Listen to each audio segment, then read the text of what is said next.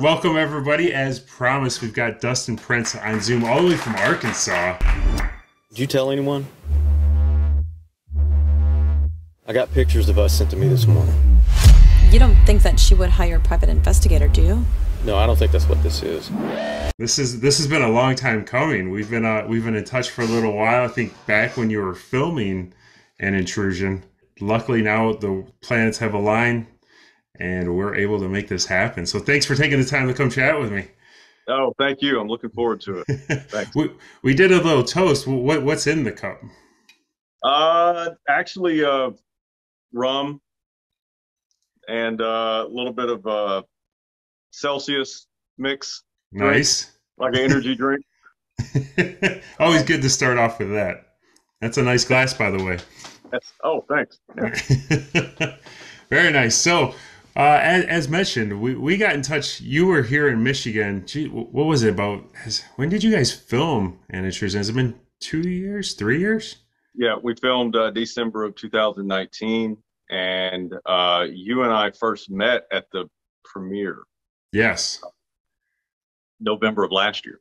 Yes, that's yeah. So you guys started before COVID, and this kind of ran through all of COVID, and then you finally, after that kind of settled down, you guys got to have a New York premiere, and then came here to Detroit. Yes, and then you came here to Detroit. Now this movie is written and directed by Nicholas Holland, stars yourself, Erica Hovland, and I really wanted to start touching base on this character for you because all the advertisements for An Intrusion makes this seem like this is a simple, basically like a home invasion and then a stalker type movie. But your character has a lot of depth and different levels to it. And I wanted to really start talking to you about what challenges this character brought for you. Well, there was a lot of layers to peel back for this character. It was a little bit more than me just running around screaming and being a jerk. Apparently, everybody absolutely hated my character, which is good because that's what I wanted. I wanted everybody to dislike me. There were some scenes where I had to have 2 or 3 different emotions. Mm-hmm. Happy, joking, and pissed off and screaming and all this kind of stuff. After about 13 days of this character, I was ready to put him on the shelf and walk away. Yeah. And Nick did a great job of writing the script and also explaining to me what he wanted for the character. He did a great job with that. Yeah. I mean, it's interesting you say that everybody hated a character because I don't know that I necessarily hated the character. I thought the way you portrayed it was really well done, but I did have some sympathy for the character because I don't want to give any spoilers away for people who haven't seen the movie yet, but I did watch this film and I went into it blind. I didn't really want to watch too much of the trailers. I knew Sam, I knew a couple people involved, but I really didn't get to dive into the film. I wanted to go in this with a clean slate. There was some, there's some interesting angles where you do want to have some hope for this character because I thought you played it really well where you just kind of say, oh, is he really a jerk? Is he not? Is this a redemption story? You kind of don't know where they're going with it. And it kept you kind of guessing there. Good. That's what I wanted. Yeah, I even me watching it, you kind of start pulling for the character at first. And then you start feeling sorry for him. And then you're like, he deserves everything he gets. When you get through it, yes. yeah, it's like this guy. So Erica Hovland's an Attack on Show favorite. She's we were lucky to have her on the show a few years ago. I think just when she had wrapped filming. I want to ask. I mean, she is very talented. How was it acting alongside her? I mean, you had to carry alongside next to her. I mean, that had to be fun and challenging, I imagine. She carried me through the whole thing. The monologue scene of hers blew me away. Unbelievable. I just for about 30 minutes prior to that scene, her filming that scene, I just stayed away from her. Yeah. It's like, it's kind of like a pitcher that's got a no hitter going. You stay away from them. So that's pretty much what I did. I just stayed away from her. Yeah, she's very talented, and that scene, I tell people, um, that haven't seen An Intrusion to give it a watch, not only for you, but also that I think that's probably one of the best performances I've seen out of Erica in the movie roles that I've watched her, and she's done some great movies, but uh, that scene just blew me away. Where it's I think it's about like is it a 5 minute monologue or there's it felt like 2 hours because I was standing behind her on the patio with the lake wind was coming off and hit me in the face, and they had me dressed in my wardrobe was like a fisherman's sweater, so it mm-hmm, had holes all in it, right, and I had nothing underneath it. So I'm sitting there, and while she's doing her monologue, I had to stand behind her in the background. As you could mm-hmm. see when you see it, you see me in the background. That is the coldest I've ever been in my life, and I've been to some cold places. And in the back of my mind, I was thinking, just don't screw up, Erica. Just don't screw up. Let's just get this one take and let's do it. Was it a one and done take? Actually, she did it. She did it in one take. Wow, that's impressive. I think they want to say that they did there was one part of that where they wanted to go back and redo, but I mean, she did the whole thing in one take. Wow, They could stop right there, and then that's what you've seen in the film. It's unbelievable. it truly is. I mean, it was quite moving watching it. I was pretty blown away by it, and I was really wanting to tackle that scene with you here. Curious of how that was actually one take or not, as far as being able to get it done at once. Yeah, yeah. It was, and I think the camera was on her the whole time Mm-hmm. throughout that scene. I don't think they broke to me until the very last. Yeah, It no, was it's on her the whole time. What you seen in the film was the first take. that's impressive. That's sad because I can't do it. When I watch it, I'm like, I suck because there's no way in hell I could do that stuff. Did they at least film that later then? So it wasn't like your first shot together and you're like, oh shit. And you know what? I can't remember our first scene that we filmed. I really can't. But she was great from the get go. Yeah. And it was almost like we hit it off instantly. It's like the chemistry. And it very seldom do you get with someone and the chemistry's there. Normally you have to like hang out with them before you film and talk to them and just kind of we just kind of, Yeah. we were good to go. I hear that's kind of the whole family dynamic between you and Angelina Sama as well, that she still refers to you as Pop. Yep. Yep. She's kiddo. Yeah. Yeah. No, that's great. That's so coming from Arkansas, you said you've been cold places. I was going to ask, did the weather here, you've got that warm blood, I imagine that coming up here had to be a little bit of a sticker shock. Yeah, it was. And the first couple of days, there were some scenes where I was doing a lot of yelling, and I'm not trained to yell properly. I yell from my throat versus I should have been yelling from here. Mm. And after the first day, I almost lost my voice, and I knew that if I lost my voice, we were going to set production back 2 or 3 days until I got my voice back. And I was freaking out a little bit. And I finally got with Nick because I know Nick in his band, he does a little bit of screaming when he sings. And I got with him and that's what he taught me how to scream properly. So how did you get attached to this project? Was it like an open call, or did you know Nick prior? It was no. There was a short film we did called Last Call. And it won quite a bit of awards. And me as an actor, I won some acting awards. And Sam saw me on Facebook and just thought that, and I guess in the back of his mind, he knew what Nick was looking for. So he got with Nick and say, hey, you need to check this guy out, let him audition. So Nick called me and sent me the sides to audition, and I auditioned, and it was like, yeah, you got it. That's awesome. So it was really luck. Yeah, I had to do a double take when they were filming this because I thought they got Andrew Lincoln. I don't know if you've gotten this before from Walking Dead. I've been getting that for at least 7 years.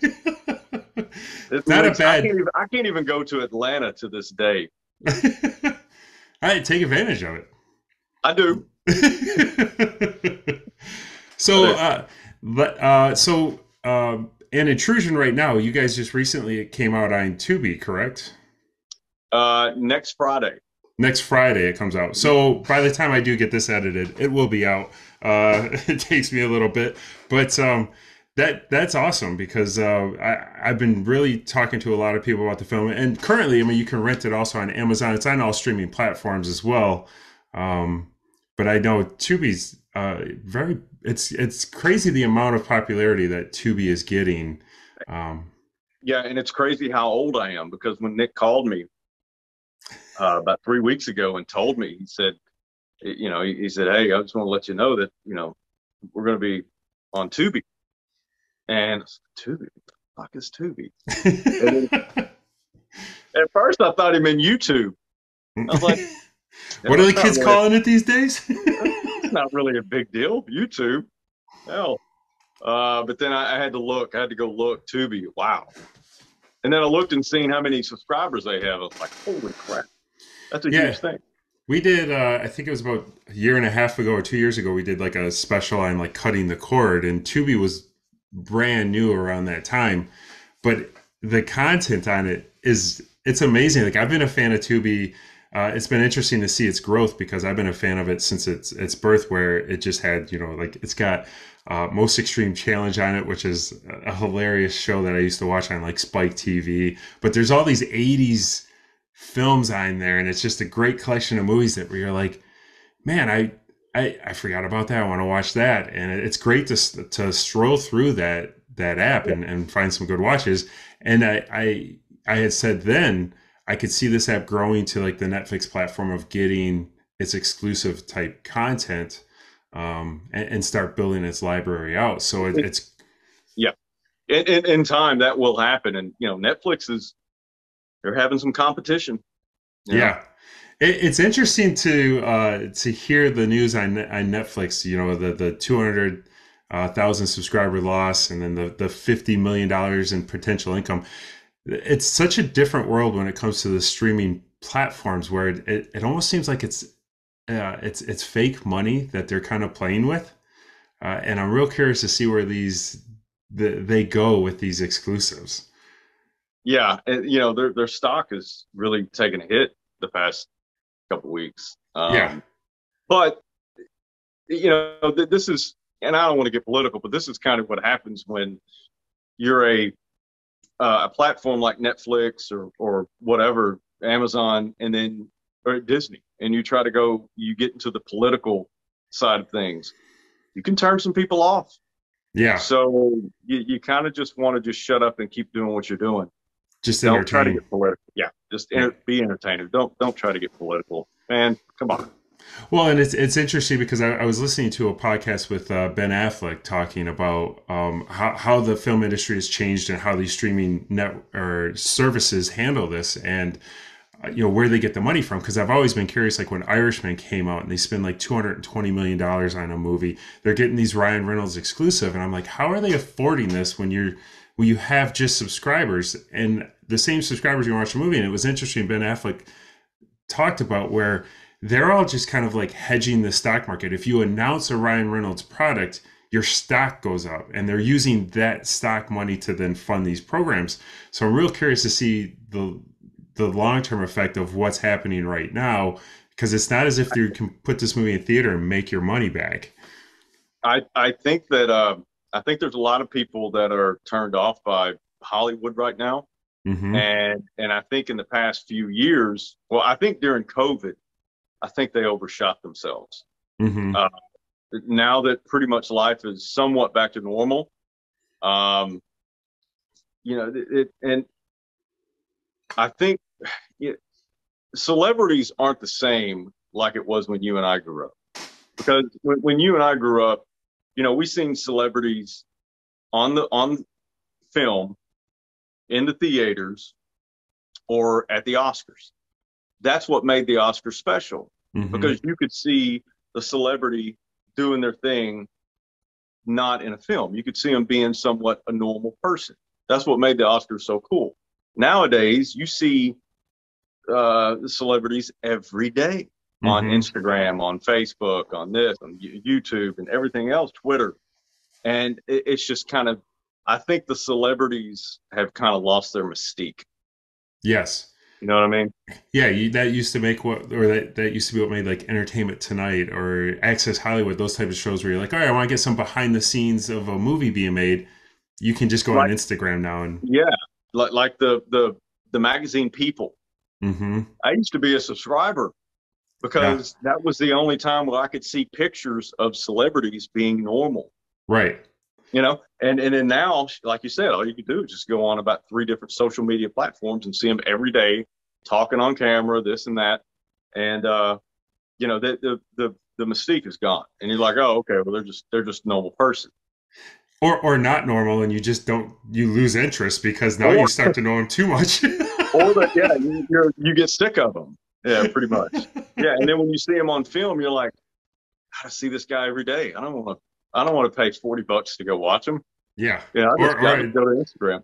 Yeah, no, it is true, and it's something I've kind of noticed. Just I know this is just a small podcast, out of Detroit, and that, but it is something interesting that as I continue to try and come up with the original content, where it's you start questioning as far as like it sounds like it'd be really cool to interview like a popular celebrity, but part of me also kind of pulls that back and says, well, if anybody that wants to know anything about them doesn't already follow them on social media, there's nothing new I could really bring to them. No. So I like using this show to bring like new talent, to find people to try and help, get their message out that necessarily maybe people haven't come across yet. And, to me, I find that more appealing because you're not going to find out anything. If I interviewed Will Smith, I'll just say that because I know it's fun right now.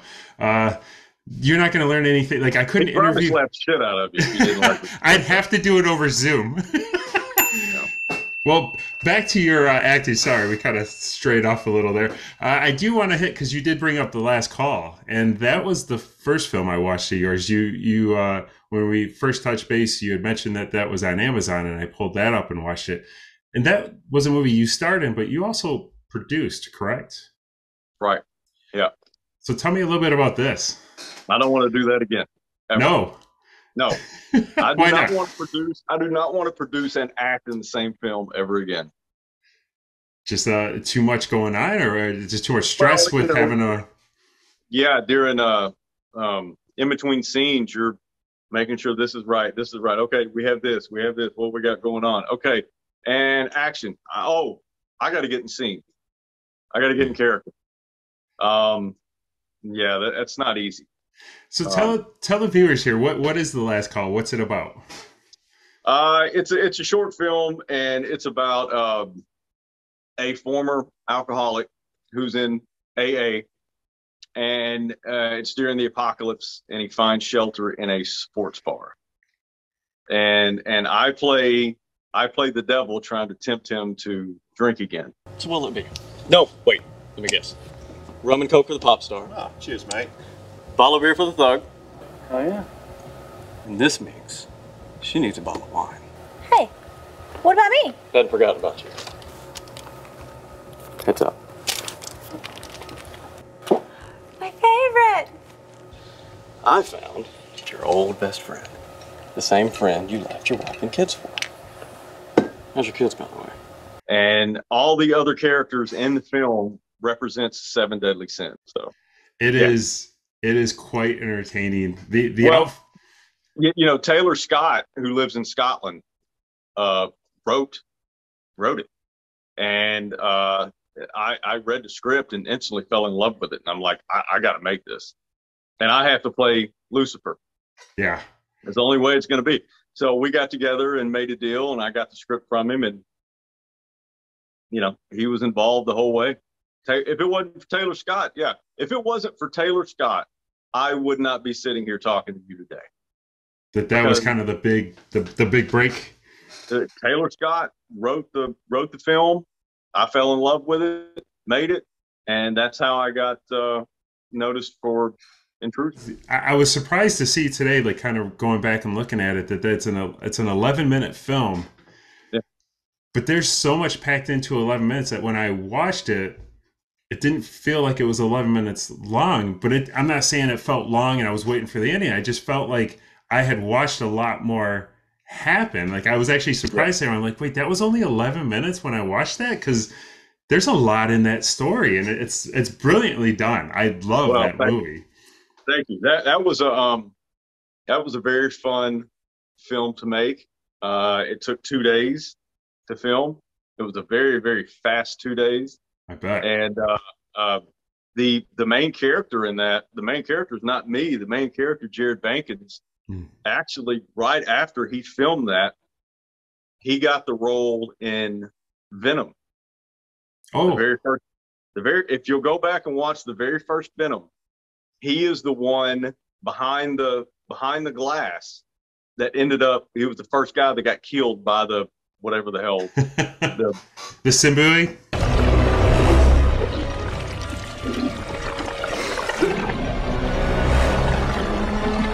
And he had a pretty big role in it. So we were lucky to get him before he got that role. Yeah, and I thank him for that. He did a great job. Now, who did wardrobe on that? Because your jacket was outstanding. That was a perfect, nice, well done.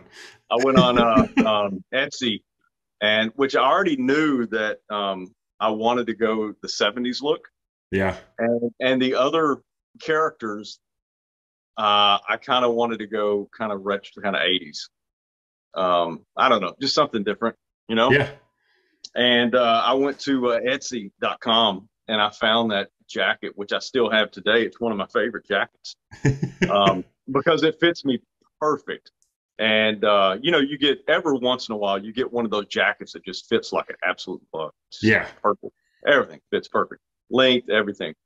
And yeah, it was like $40. It was the best $40 I ever spent. So yeah, so I got that and the shirt and all that kind of stuff, and we had a really good time filming that. No, it all blended well. The lighting was really well done. I just thought, like, I mean, it was a very well done. Like you said, it was your first. It was like an independent film, and I was just really impressed with the style and the dialogue of that movie. It was very cool. Thank you so much. Oh, it's just a funny game between me and him. So I wanted to get into your acting history here. Is acting something that you've always wanted to do? Did you start out at a young age doing it? Is this something you got into a little later? It was just something when I was probably about 39 or 40. I just decided, I'm not getting any younger. I think I got the chops for it. Let's try it out. And, I found an agent, got some headshots, and just went from there. I started putting myself out there and started self-submitting myself to auditions. And of course, the agent at the time got me a really strong supporting role in a film called Poor Mama's Boy that was filmed in Arkansas. And I'm not I don't think that's on Amazon anymore, but that was my first role. And from then on, we just, I did a few commercials and print work and things like that. And then I hit a slow spot for about a year and a half. The phone just wasn't ringing, nothing was happening. And I finally just said, I'm going to do something on my own and try to get something going. So that's when Last Call came about. And then everything just kind of took off from there. Now Intrusion is out. So what do we got? Where can we see you next after An Intrusion? Is there anything lined up? Yeah. There's we're gonna film a short film that an old high school buddy of mine, Justin Colley, he and I wrote, or he wrote it. I kind of co-wrote it, um, and we're gonna film it up in Michigan. Oh, really? Uh, yeah, yep. It's called right now. It's called Crimson Moon. That title could change, as you know, with film. You know, Yes. it could change 15 times. It's a working Uh, title. yeah, but actually, Sam is going to direct it, Hmm. and yeah, we're supposed to film it in August, and it's gonna be fun. You'll be more We got- comfortable here in August. Yeah, yeah. Well, we talked about filming it down here in Arkansas, but with the getting Sam and his crew and all that stuff down here, I said it'd probably be easier if we just me and Justin's son Trace Colley, who is also in the film.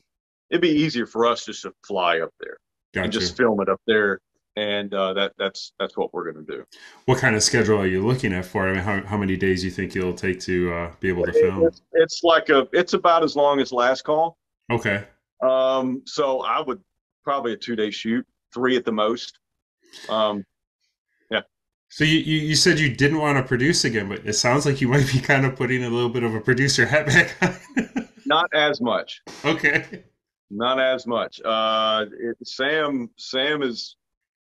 I'm just kind of like, okay, this is what we got. This is our budget. You're directing it. You take over, buddy. Yeah. Yeah. Here's when we can be there, and then you Yeah, figure out the it's rest. like, okay, like with Last Call, I was like, well, maybe we should hit this angle. Maybe we should do, but I'm not doing that with this one. I'm like, Sam, you whatever you want, buddy. Tell me where to be. Exactly. Yeah. Yeah. It's interesting when you start finding those people that you work with and where it can take you. It's that like you how one project leads to another in this industry. And I commend you because yeah, it seems like when you hit that law, I think a lot of people can get stuck and just changing or dropping acting or filmmaking when they hit those downtimes. So I commend you for because I believe in that thought process of like, well, then I got to make it happen. Then it's time to make a film to keep not only to stay busy but just to keep your skills sharp. And I'm happy for you that it worked out like this. Well, thank you. Yeah. Sometimes even if the film is not just Sundance worthy, and thank God it wasn't, because honestly, most of the films I see in Sundance suck. Good, because mine didn't make it there. So no. You're totally fine. I've had people that went to Sundance and it was like 90% of the films I've seen were unwatchable. Really? Yeah, oh yeah, yeah. Sundance is basically, God, I hope they don't watch this. Sundance basically consists of. I'm sure they don't. Well, I wasn't going to be mean and say Sundance is never going to fucking see this. But I think the majority of the films in Sundance are just from, trust fund babies who, kids decided to get out of college and spend $60,000 on a 10-minute short film. And, there you go. That's how they got to Sundance. And their father probably donated 50 grand to Sundance, and that's how they got in, which is why it's unwatchable. Yeah, it's interesting when you see like the independent films at Sundance starring like Oscar Isaac, and you're like, that's not an independent film as far as I'm concerned. right. If the guy, if he's in Dune, he probably shouldn't also be at the Sundance Film Festival. What was the budget of the short film? Oh, it was $200,000. Yeah, no, that's not an independent film. I'm sorry. No.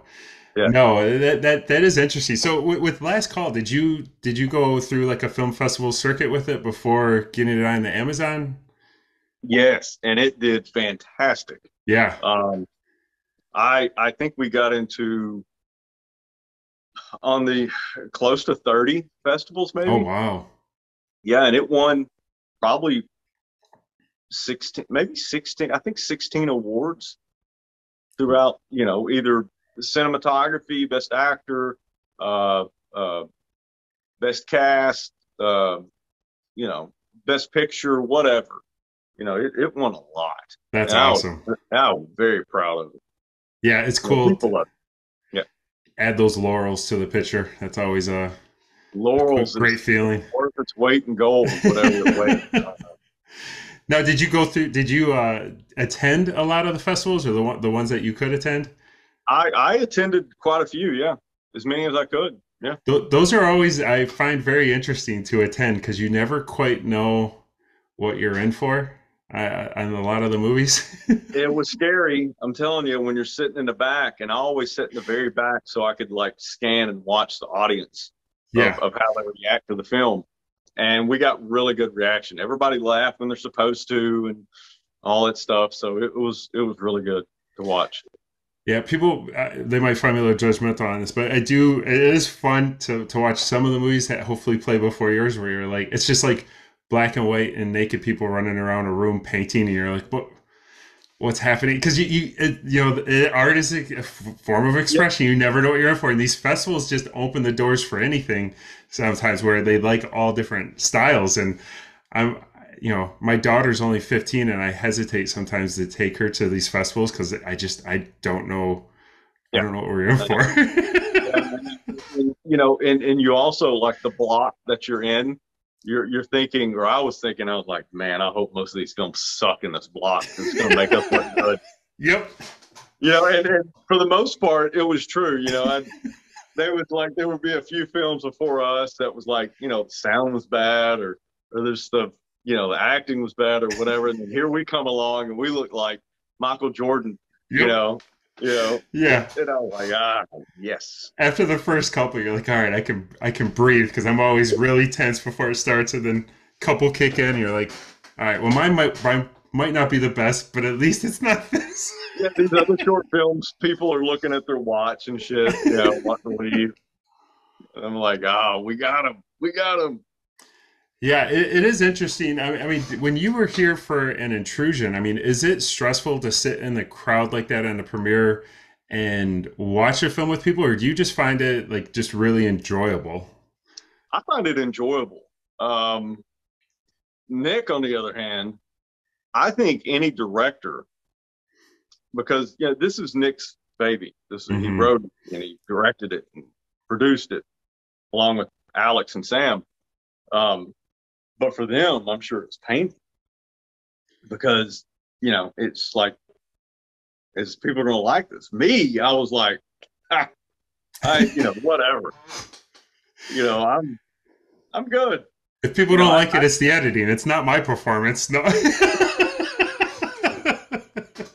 I I did what I could, and let's just have a good time. But I can understand how someone could be like, I don't even want to sit amongst people when they watch it. I can understand that. It'd be so nerve wracking. You were having a good time though. That was Oh, fun. we had a great time. Yeah, and you Yeah, were. thank you for coming too. That was a great time for everyone. Oh, of course. I was like I said that was a film. I mean the trailers for it looked really well done, and I believe you could tell a lot from the trailer if the movie's going to be good. And those trailers were really captivating for Yeah, just this. and that's Nick's, man. He is so good at putting trailers together. Yeah. I've seen trailers from other films that he's put together, and I'm like, man, you did that film justice because that film sucks, but your trailer was really good. You do get to kind of pick the highlights for a trailer, so it is. Every once in a while, you see a film where the trailer is actually better than the film. Yeah. And Nick can do that. He can make the film look really good in the trailer. But then when you watch the film, you're like, that son of a bitch.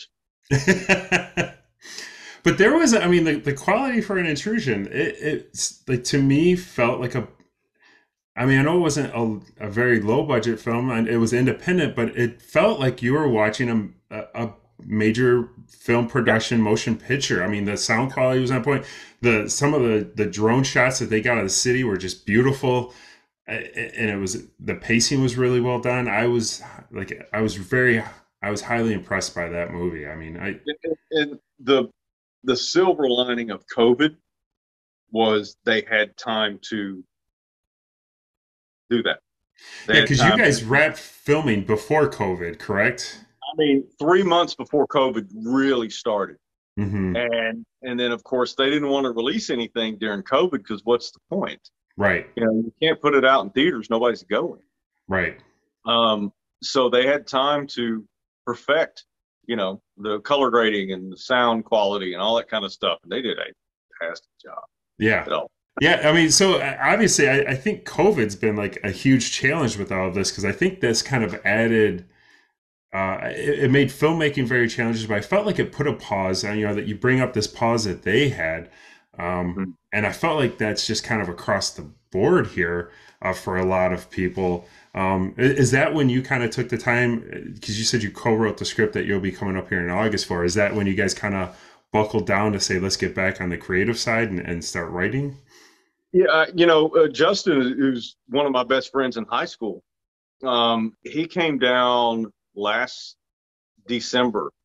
We have a camp down here in Arkansas, and he came down, and another good friend of mine, Jamie, they came down, and we just kind of hung out. And he's also a country music singer and writer, Mm. and he's always wanted to get on the film side. And I said, he was asking me about writing for a film, this and that. And I said, you need to start out with a short film Mm-hmm. before you go and write a feature film. I said, look, it takes a lot of money and a lot of time to make a feature film. Let's start with a short film. Get an idea, write it, send it to me. We'll go through it. We'll figure some stuff out. And that's what he did. And he has a great script. Justin wrote a great script.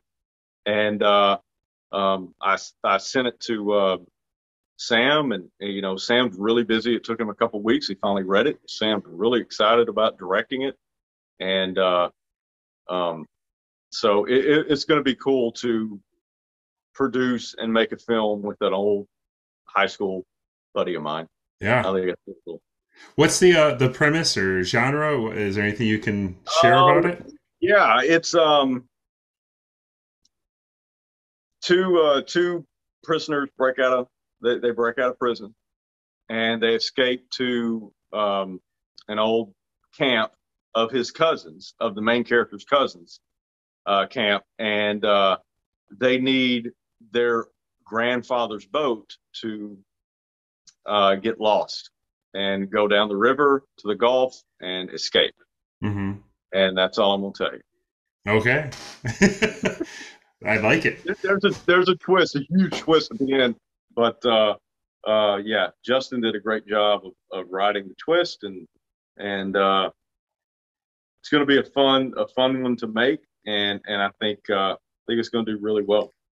Is there a specific genre you like more than others?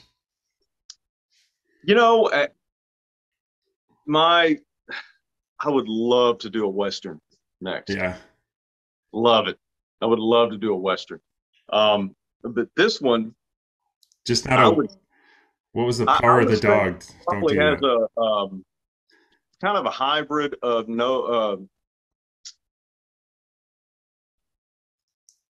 Oh Brother, Where Art Thou, and Yeah, No Country for Old Men. I like it. It's kind of a hybrid between those two. It's got some Okay. humor, but it's got that country vibe to it. So yeah, that's what I'm going with. We'll see when it comes out. That may change, but that's what I'm going with right now. Oh, Brother Out, that was one of the all-time. I love that film. But and I say it's a hybrid between those two. It's not. I mean, it's not going to be. It's not going to be as good as Oh Brother, Where Art Thou. But we're going to try. You got to set the bar, right? You got to set the goals. It's always good to have goals. Yeah, we're going to try. We're going to be one of those fat kids trying to touch the limb that's like 12 feet up in the air that only has like a 2-inch vertical. But we're going to try our damnedest. Honestly, there's nothing saying you can't, especially with how far, technology and what has come to the independent filmmakers as far as technology and the equipment that is out there. It's amazing. I mean, you look at, Oh Brother, Where Art Thou, How old is that film now? I mean, that's what, 15? Me and my wife, we were living in Fort Worth and watching it, and back in 2002. Yeah, so I mean, the technology they had then is easily at the fingertips of the independent filmmaker today, and probably better than.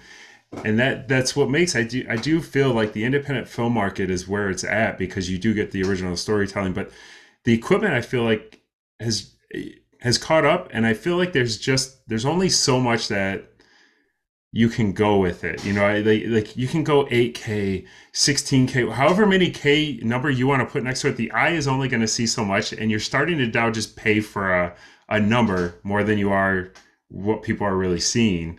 Yeah, and there's so many films now that are almost too crisp and too clean for me. Mm-hmm. So I kind of like a dirty, and for me, the film The Wrestler, Yeah. I love how that's filmed. Yes. Love it, love it. And I don't they didn't, I can't remember what camera they filmed that on, but I love how that's filmed because Yeah. it feels like you're there in the film, Yes. and I freaking love that. It always helps having Marissa Tomei in a movie too. Yeah, as a stripper, yeah, it does. But no, I mean, you're right. Like the technology, it's one of the things like Tom Cruise is out there promoting that I agree with, where he's like, turn off your like the motion smoothing on these TVs. Like that is not the intention of the film. Like when you get that crisp, that BBC type looking movies, when the 4K TVs now, I can't stand that. I can't stand it being that clear. Yeah, and also they can drown out a lot of things with music in Mm. film. And I don't know if you knew this, but uh, No Country for Old Men did not have one note of music in the entire film. Hey, that is a great movie that I have not seen yet. So I did not know that. You've never seen No Country for Old Men? I have not. I have Holy not. shit, man. There's a few Tonight, of those movies I need to. watch it. God, it is one of the best films. I would put it in top 10 best films ever made. And no music. No music, That zero. blows my mind because music's such a big. You Uh, don't have to have music. If you have tension, you don't have to have music. yeah, I'm a huge music lover though when it comes to film. I'm also just a huge music lover, but I When you watch it, you won't even notice that there was no music. I accept your challenge. You won't even notice. I mean, you got this great wall of like of LPs behind you, and you're telling Yeah. me you like a movie with no music. That's blowing my mind right now. I don't know how to process this. Well, yeah. What's your favorite album on the wall? I've got to ask. This is a great collection. Okay, we got Van Halen. I would have to say Boston. Boston. Yeah. Yeah. I mean, we got George Strait, Jimi Hendrix, Tom Petty, Eric Clapton, Journey, Motley Crue, Purple Rain, Bohemian Rhapsody, Eagles, and Van Halen. It's got to be Boston. Yeah. Journey though is pretty solid. It's hard to Love top. Boston. Steve Love Boston. Steve Perry's vocals back in the day. That guy was insane. There's nobody else. There will be nobody else like him Mm-mm. ever. The new singer they got from the Philippines, though, he's pretty damn good. I mean, if you have to listen. I seen him in concert about 6 years ago in Atlanta. Oh yeah, Yeah. he Yeah. can't he can't hit the notes as long. He But that's the thing. He actually he holds the note too long.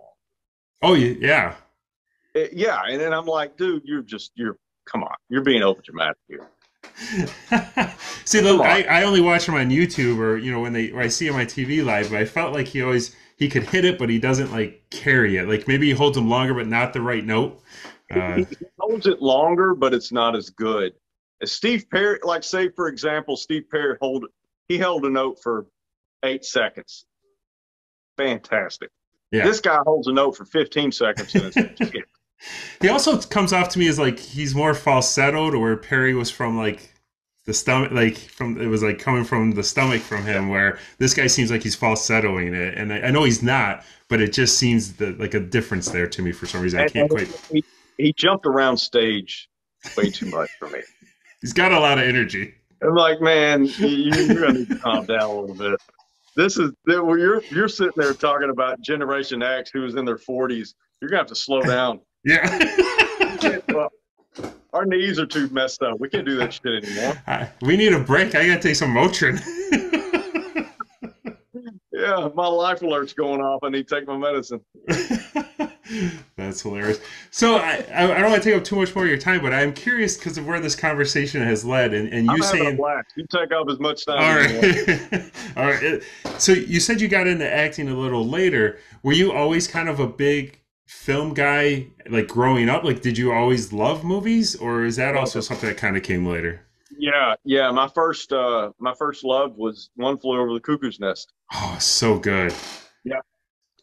My father, when I was about 7 or 8, my father allowed me to watch that when I was really young, and I fell in love with that film from the get-go.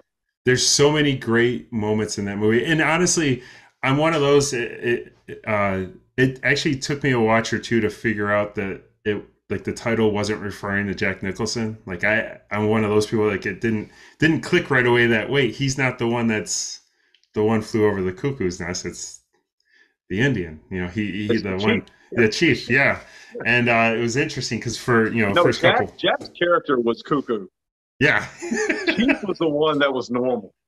I love the basketball against the Fitz when he's just standing there and he just slams the ball. Yes. And then Jack knows, go, what the fuck are you doing, man? And then Big Chief, of course, he's like 6'9", right?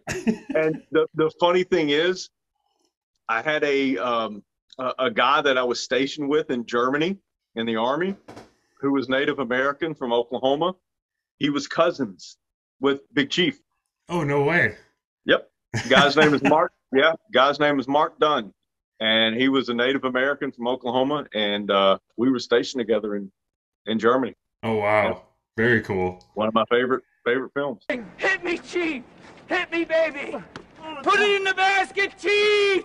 Dustin, I'm going to get this wrapped up, man. I want to thank you so much for taking the time to chat with me. It's been a long time coming to get you on Attack on Show, so I'm grateful for you to take the hour here with me. Once again, tell everybody they can currently see you in An Intrusion. Mm-hmm. You can see me on An Intrusion. Right now, you can see it on pretty much any platform. And next Friday, it will be on Tubi for free. And you can also see Last Call, I think, on Amazon Prime, I think. Definitely. I'm going to check that as soon as we get off here. Both very great films. Yes. And then I'm going to keep track of you, obviously. So when you come up here in August, I'm gonna hound you. Hopefully, and I'll hound Sam to try and get on set. Maybe we can do a behind the scenes, have some fun there with you guys. I'm sure we could probably make that happen. Awesome, Dustin. Thank you so much for taking the time to chat with me. Thank you so much. Thank you.